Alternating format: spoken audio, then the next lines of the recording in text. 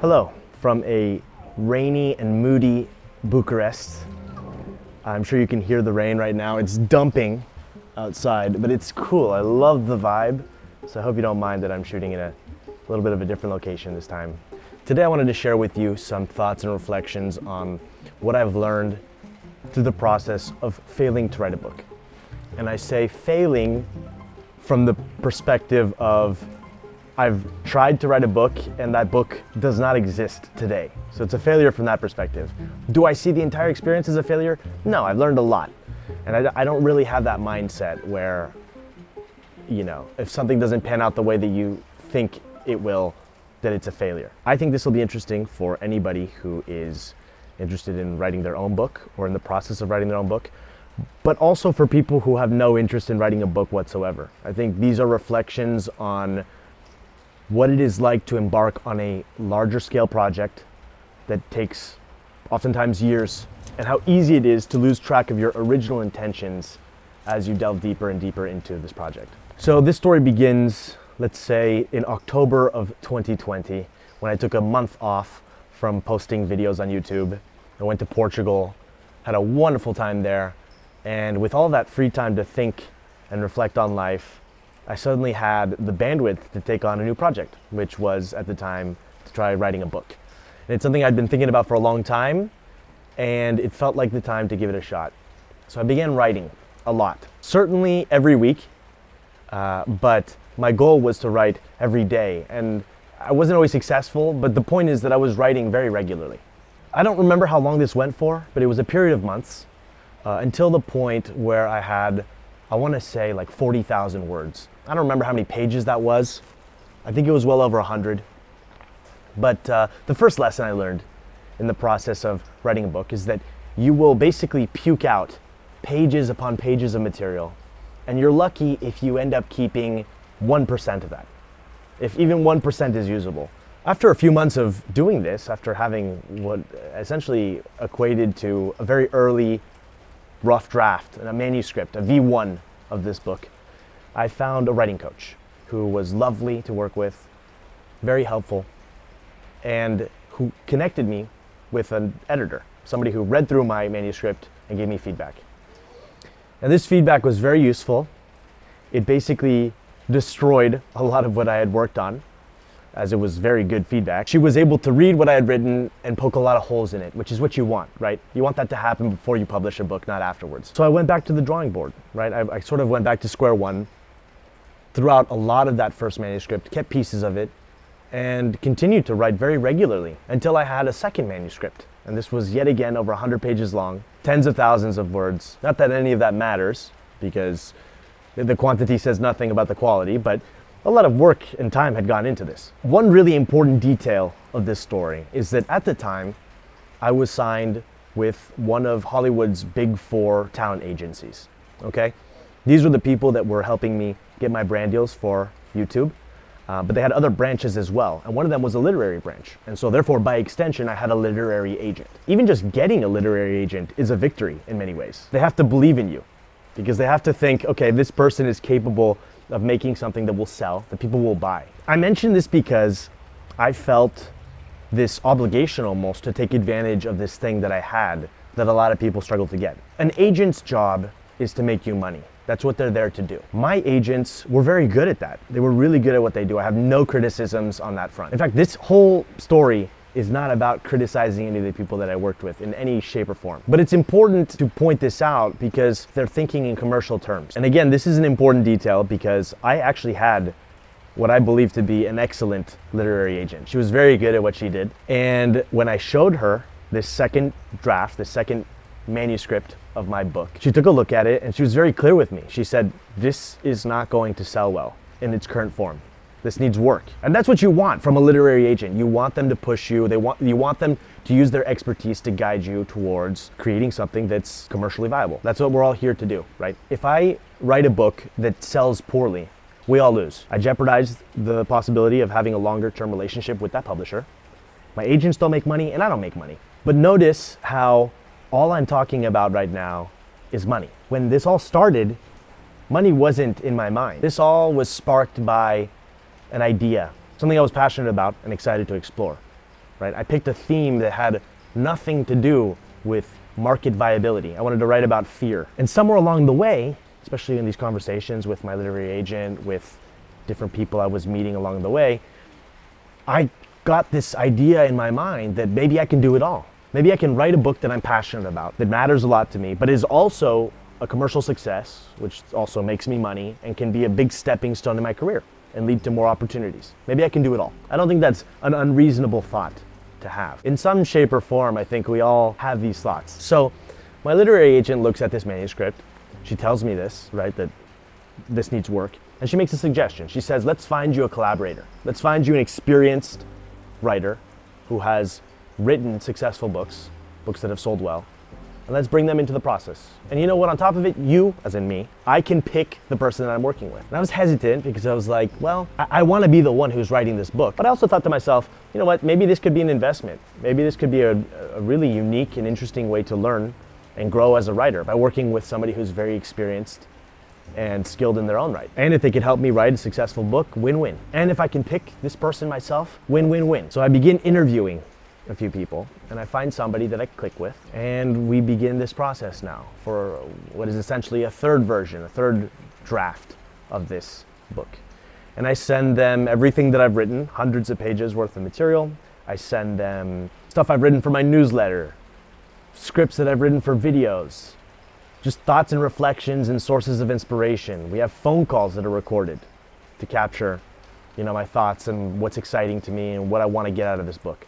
But gradually, something happened, okay? And it took me a long time to sort of get clarity on what exactly this was. But I began to feel a bit disconnected from this book. First, it was just this realization one day, wow, I'm writing a lot less than I was before. It wasn't every day anymore, and it wasn't even every week. I was getting very busy with a variety of projects. This new writer who had come on was taking on a lot of that work, and I was giving them space and time to work on things. But I feared that this was beginning to move in a direction that I hadn't considered before. And this became very, very clear to me when 6 months into the process of working with this person, they send me what is essentially a first draft of like a new outline, a rethinking of this entire book with that kind of commercial viability integrated into it, part of the thinking of the DNA of this book. What is something that will sell well? What is something people will be interested in picking up? They send me this outline and a rough draft of the first chapter. And I remember looking at this, reading it over, and there was nothing to criticize about the writing in any shape or form. Obviously, it was very rough because it was an early draft, but it wasn't poor quality. It's just that it felt foreign to me. It didn't feel like my book. It didn't feel like it was mine. And that was when I realized, probably very naively, but all the same, that I had essentially hired a ghostwriter. This person was writing this book using my name, imitating my voice, and I was the one who was responsible. I was the one who brought this person into the fold. I mean, this is what they were here to do. They were doing their job. But I have to tell you, this realization, it made me feel sick. This wasn't what I wanted at all. And it dawned on me that going down this path was going to create a lot of emotional turmoil for me.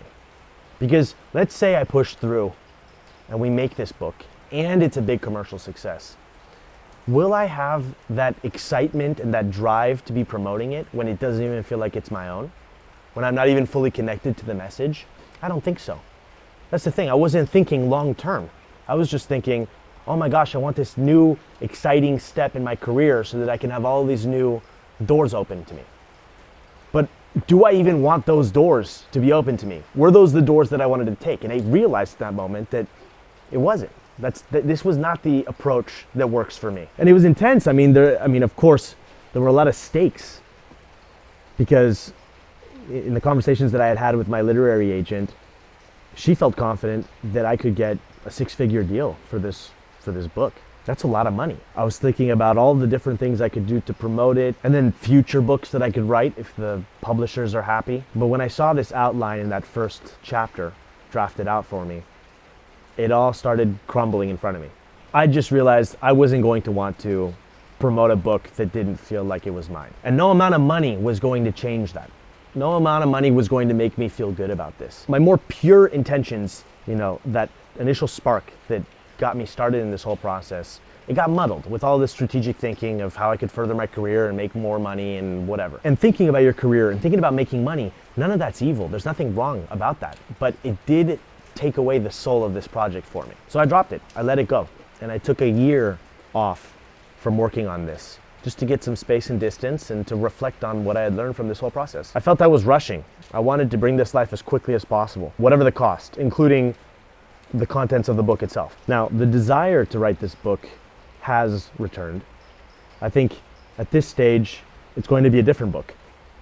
I think I'm in a different stage of my life, and there's a different topic that interests me more. And I want to apply everything that I learned from this process. And I realized that I want to do this because I want to do this, because it's important to me, because I care about creating something that is connected to how I see the world, not because of the money. It's nice to make money from the things that you make, but writing books is not a great way to go about it. From everything that I've seen and learned from speaking with other authors, it's a very hard way to make a living. Unless you make something that's in the 0.1% and just smashes, right? And has a massive commercial viability, you're not going to make very much money from the sales of a book itself. And that is not why I want to do this. This is probably the closest thing to a lifelong dream that I've had since childhood that I can think of. I can't think of anything else that I've consistently wanted to do since I was little. I feel so much freedom now, actually, because I don't care to be published with a big publisher. I no longer care for it to sell very well. I don't need it to be a New York Times bestseller. I don't even really need to be a published author with a big publisher. That'd be cool to do at some point in my life, but only if things align, if the terms are right, and if it's on my terms. There's no shame in being self-published. What I'm focused on is just creating the highest quality and most heartfelt book that I can write.